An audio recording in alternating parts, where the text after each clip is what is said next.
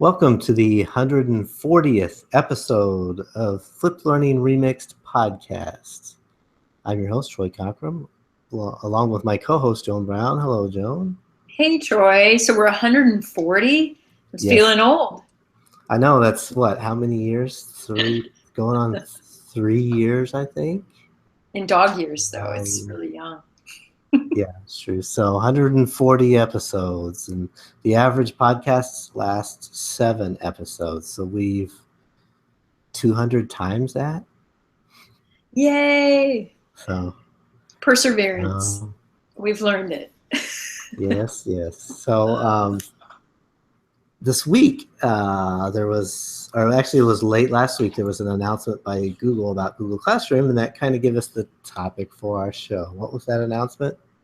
Well, that we can now invite parents to receive summaries about what's going on in Google Classroom with their child. Mm-hmm.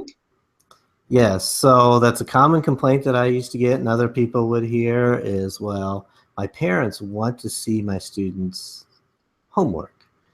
You know, parents are, particularly of younger kids, want to help their students keep track of their homework, and they said, if you keep posting it on Classroom, I can't see it, and then I have to continually ask my kid, which isn't necessarily a bad thing. But we agree with you there. But for those parents who really want to be able to see Classroom, and not actually the Classroom page, but a summary of what's happening in Classroom, it's now available in Classroom. And I think we can demo what it looks like for everyone and kind of walk through the process too. Of course, your administrator has to turn that on, the ability for the teachers to have this option. And if they don't, they just won't see some of the things that I'm going to share my screen so that everyone can see. So I'll say when I went into my admin account, it was already turned on. Mm-hmm. But I still had to verify all the teachers for them to see it. So if your admin says, well, they turned it on and you still don't see it, maybe they haven't verified teachers, because that's another process that is kind of buried deep in the admin panel. And it took me a little while to figure out, oh, I need to do this and this and this, and then verify all these teachers so they can see the classroom. I mean, it's called Guardian Access option. That's it. So I'm in a typical Google Classroom class, and you're going to see the option under Students. On the left, there's a toggle that says Guardian Email Summaries, and you do have to turn that on if you're a teacher. Granted, for every student, you're going to have to type in an email address for a parent.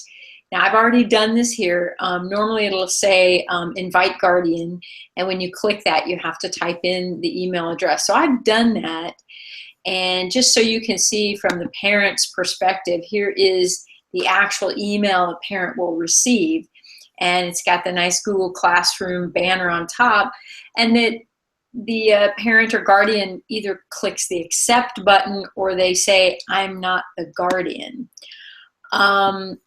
Little bit of just legal ease in here.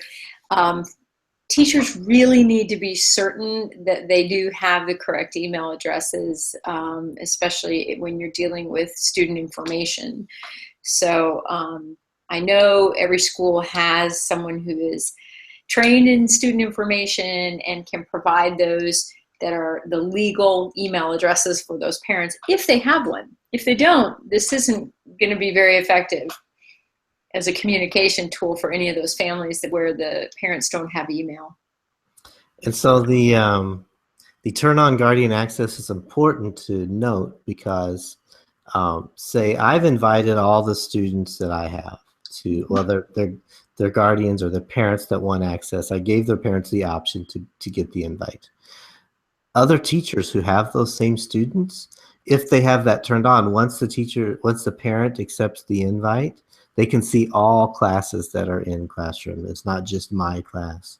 If the teacher has turned on that button to show summaries. If they turned off that button, it won't see those teachers' summaries, even if another teacher has invited them to Classroom. That's a really good point. We work at the middle school level and secondary as teacher teams, and so they could coordinate easily. But then you start getting into what about our specials, those elective classes? What about those that are just part-timers? What about maybe an after-school club? You know, it probably needs to be communicated throughout a larger school that this is going to be turned on, and that you will have to do that yourself as a teacher if you want that communication to go out. And from my understanding, what the parent sees is any assignments that are coming up due and any assignments that are past due. They don't see the stream, the normal stream from, there you go, you pulled up the... I did. This is a sample that is on the Google site, what a weekly summary would look like. And it will show the student work. It'll let you know due dates, and it'll show you what's coming up in the following week if that's been posted. And then as I scroll through here, you can see each of the classes are listed, and the stream for that week is in there. What I'm not seeing, and I'm not sure whether that's the way this will run, is they're showing some of those Q&As that are in Google Classroom, but I don't see the students' answers. Interesting. So they may not actually see what the student writes on some of those. But definitely the other thing is I talked with my students about the importance of hitting done. So some of my assignments, say it's a video that they need to watch, there's nothing for them to turn in. I mean, they turn in the notes they took on the video outside of classroom. Mm-hmm. So if they don't hit done, it shows up as missing. So I just explained to them, get in the habit of once you're finished hitting that done button, and then your parents won't be saying, why haven't you turned this in? Mm-hmm. You know, it's just taken care of. So some students are still kind of getting into that habit, but that's something to go over with students. Just get in the habit of hitting done and resolve, in essence, resolving it so that you know it's off your plate.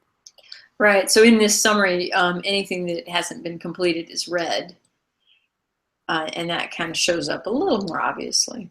Yeah. I wanted to mention what's at the bottom of every email is, first of all, it says, don't see a class, contact the teacher. They might not use Classroom or may not have turned on notifications. So, you know, the parent can take the initiative and say, hey, I want you to turn that on.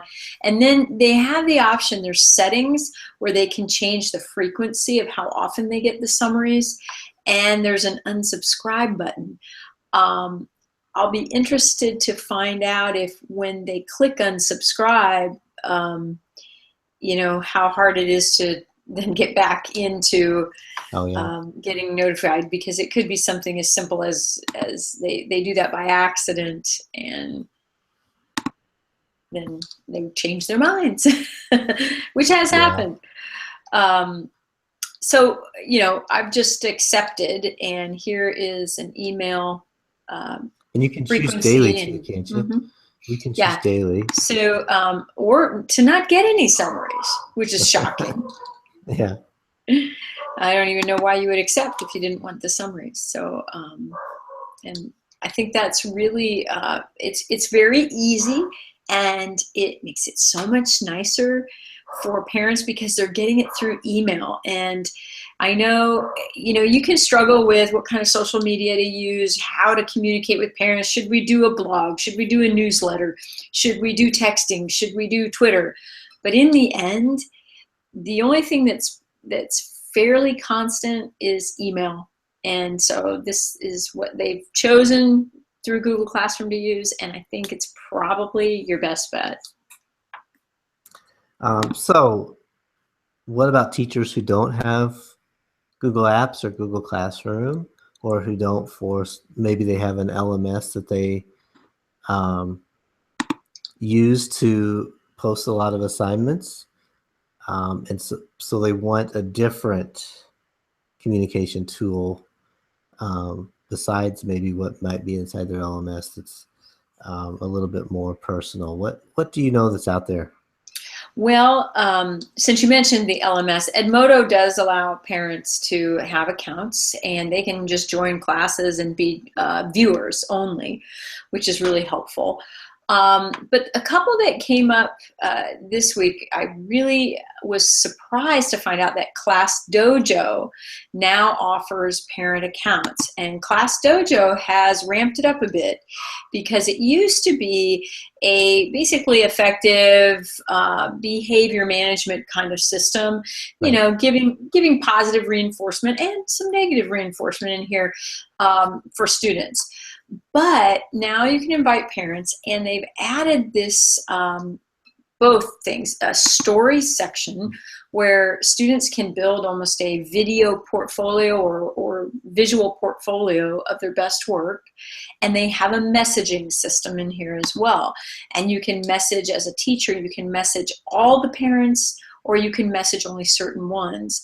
And it's quite nice because it shows you which parents have actually read your messages.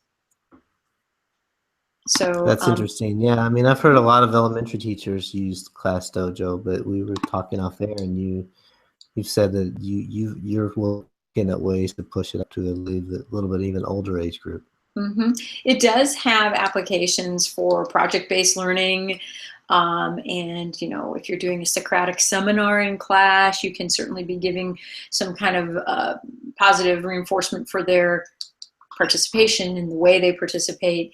It's just a great tool. And, you know, even though they're the little cute monsters, even older kids like to be little cute monsters. So I think it's worth looking at if you're secondary. Well, now, this is a little bit off topic, but I wanted to show some students some videos on the growth mindset, and now I was working with 7th graders, and I found Class Dojo made a series of 5 different videos about the growth mindset, and they have questions that the students should answer, like they have questions to discuss and things like that. So I showed the 7th graders the videos, and we discussed each video after it was. And I think I showed 3 of them, and one of my students goes, "What age group was this designed for?" And now it's really, I mean, the way they explain it is not elementary at all. I mean, it's very, it's not adult, but it's very kid-friendly language. But I didn't think that it was immature.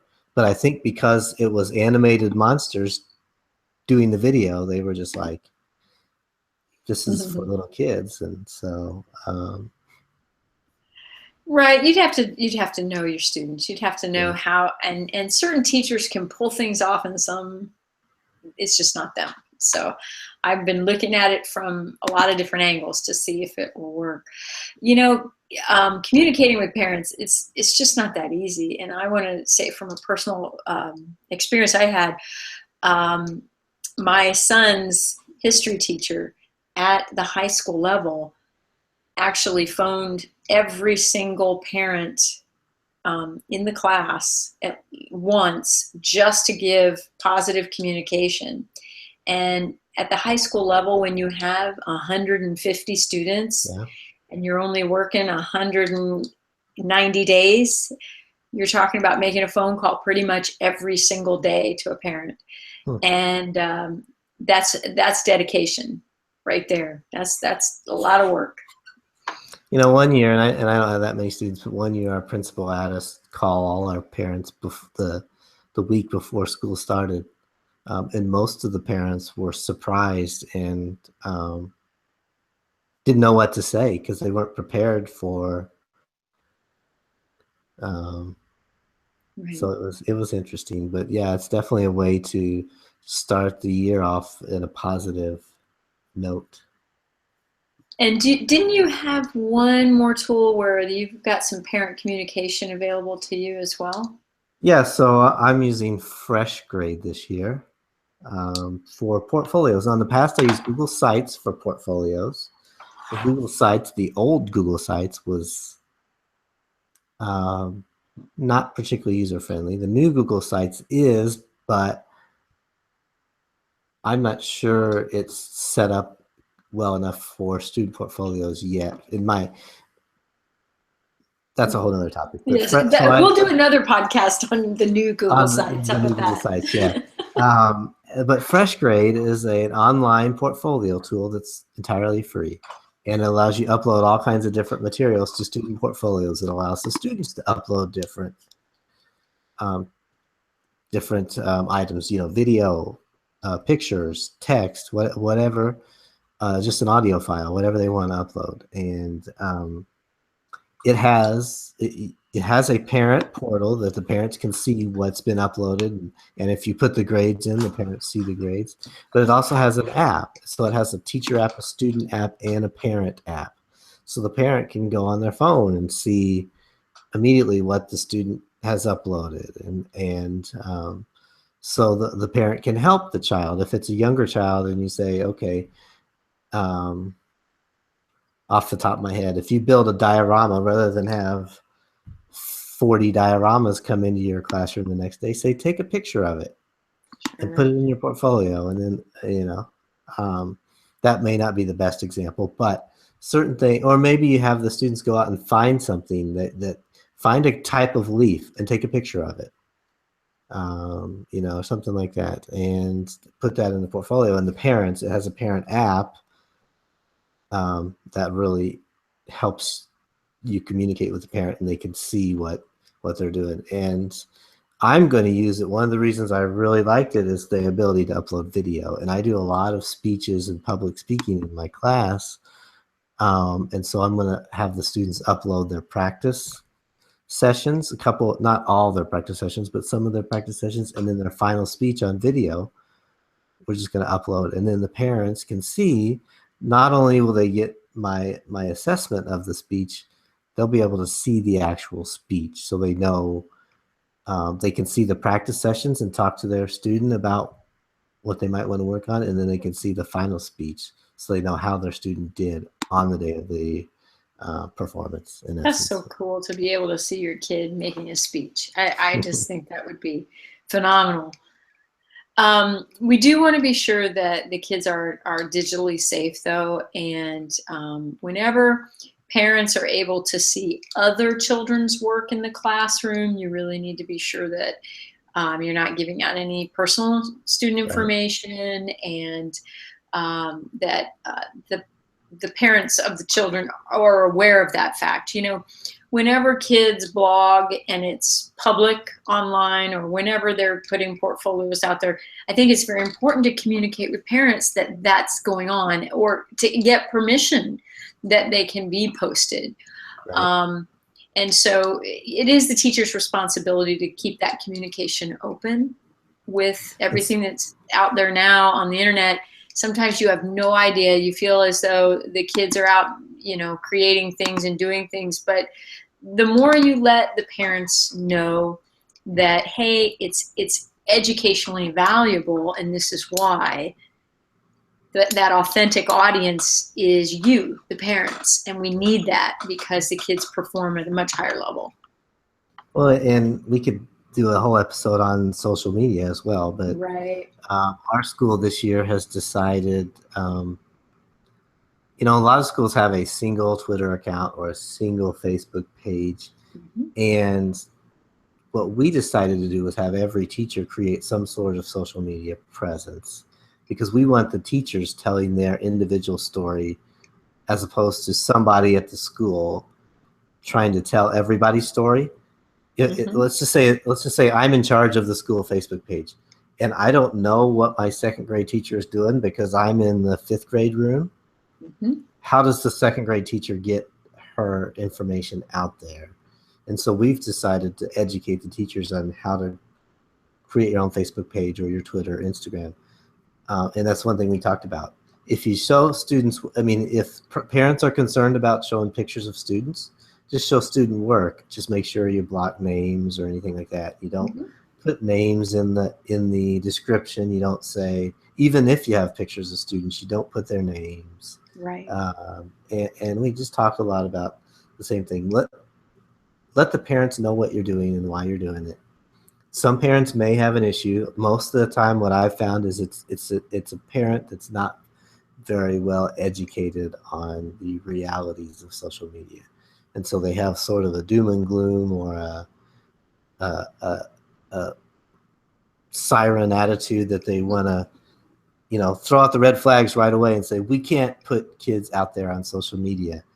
And because they know of some example of somebody who did it irresponsibly. And so most of the parents that I've sat down with and my teachers have sat down with and educated them on why this is a good thing, they've accepted it. But it's that open dialogue. It's not, the parents will be more upset if they're doing a search on Instagram and happen to find a picture of their kid, even if it's a good thing. They're gonna. I don't know why you would post something on social media that's a bad thing, but and it's not that they might even mind. What they mind is not knowing. But remember, teachers are excellent models for how to use social media in a positive way. And these kids are very impressionable at young ages now. Third graders are starting to, get social media accounts, even younger. I don't want to mention that, but if you're a teacher and you're a great model and you show the kids, hey, do you see what I tweeted today? They get the idea of how to use it. And I think that in itself, those lessons are invaluable for the kids. So how do we know that parent communication is effective? What are we going to know from the parent's point of view?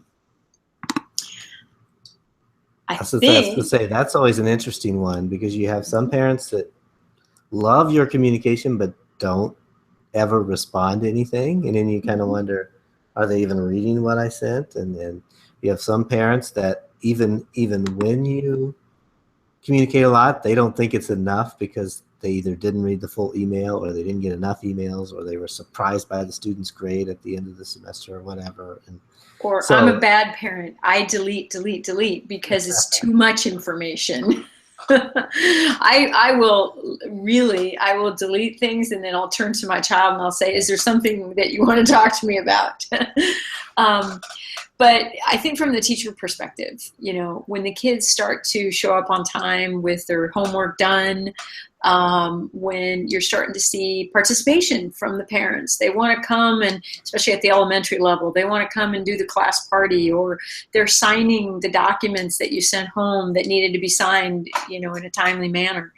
That means that they are reading and they're paying attention. And the more involved they are in what the student is doing in class, the better advertisement it is for the teacher, because teachers work very hard. There is no doubt about that. I've never seen one that doesn't. And if parents are more aware of what we're doing, then there's a lot higher level of respect for what they're trying to accomplish in the classroom. I'll add one thing that if you've never used Google Forms, you should. That's right. I send permission slips home as a Google form, and I get usually 70% back in the very first day or two. I mean, it's amazing how many I get back. And then there's usually just a couple of stragglers that either they couldn't access it at home or whatever. So then I have to make 2 or 3 copies, as opposed to 25 or 30 copies that then I wait for them to come back. So that's and just so I did have a lawyer check that out to make sure that it was legally binding, and at least in the state of Indiana, it is, that I can legally have a digital permission slip. But it's things like that, or I ask them. I sent home a survey about their child, and instead of just some questions that I wanted them to respond to, I put it in a form to make it very easy for them to respond to. And I got so many back right away. I mean, it's amazing when you send out a Google form, how quickly the information comes back. Yeah, and I think we probably could go on and on and on about different ways to communicate, like you said, with social media. Don't forget Remind. Remind's a great tool. I think people like texts. I like text. I like it when I get notifications by text, because to me it's short, it's simple, it's easy, it's helpful, and that's one thing Remind will do for you, is it'll send texts to anybody who subscribes. They have to actually choose to do so, but then whatever you want as a text, it'll go out to your parents or your students. And you know what? I'm going to suggest to Google Classroom right now. I'm going to go into their little suggestion button and say, give us a Google Voice number for our classroom, and then let us send texts from Classroom. there, that would be awesome. All right. But Remind is great. I don't want to downplay Remind. Remind is a great tool, and I know lots of teachers who love it. Mm-hmm. It's been a real help. I know that are you already in school? Have the students Yes. come back? Yeah, we started last week, so. Good deal. We do not start yet for a little bit. We go after Labor Day. So it's still a couple weeks. But So I know for those teachers who haven't started yet, you got time to get all this in place. For those teachers who have started, well, the first weekend you get some time to think. Get started on it, because you can resolve a lot of problems just by communicating with your parents early. Yeah. All right. So that's our episode for this week. Thank you, Joan, for coming on with me. Thanks, Troy. I'll try to keep communicating as well. And where can they find you online if they want to talk to you? Well, the podcast website is flippedlearningremixed.com.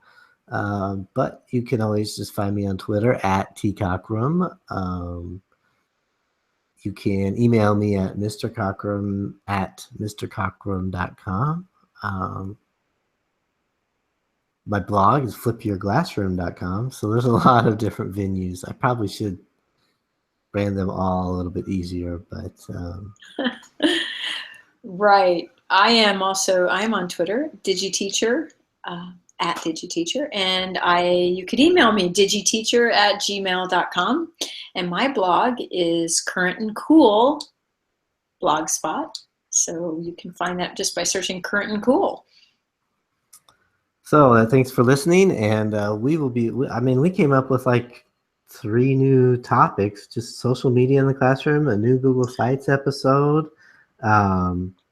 We talked a little bit about blogging. We could do a whole episode on that. So we got a lot of options to do some good topics here in the coming weeks. So and anybody can make suggestions as well. Oh yeah, absolutely. Send us your suggestions, and we'd be happy to investigate and do what we can. So thanks for listening, and let's talk to you again soon. Bye.